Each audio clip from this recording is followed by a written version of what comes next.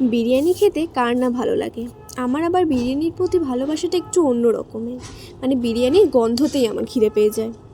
New year থেকে এত বিরিয়ানির ছবি আর গন্ধ শুকে আমি আর থাকতেই পারলাম না।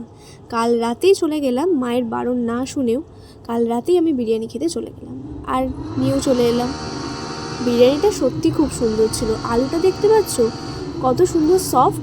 ভেবো না যে এইটুকু আলু দিয়েছে, মানে আমি মা খাবো না করলে কি হবে, আমি মাকে সেই একটু দিয়েছি এবং আমার মা আলু খেতে খুব ভালোবাসে বলে আলুও ভেঙে দিয়েছি।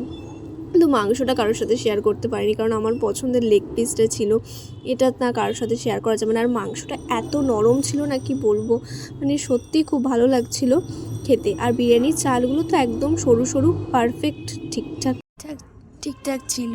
আর আমি কালকে এর সাথে ডিমও দিয়েছে, কিন্তু মাকে ডিম আর আলু বিরিয়ানি অল্প দিয়ে মাকে তো মায়ের মনটা শান্তি করে দিয়েছি। যাই হোক, আর বিরিয়ানির মধ্যে মশলা সব কিছু গন্ধ সব কিছু ঠিকঠাক ছিল। বেশি গন্ধ হয়ে গেলে আমার আবার বিরিয়ানিটা খেতে ভালো লাগে না, কারণ মনে হয় বিরিয়ানির টেস্টটাই চলে যাচ্ছে। তো সব মিলিয়ে বিরিয়ানিটা খেতে সত্যিই খুব ভালো ছিল। আর নিউ ইয়ারে কে কে আমার মতো এরকম বিরিয়ানি প্রেমীরা বিরিয়ানি খেয়েছো জানি।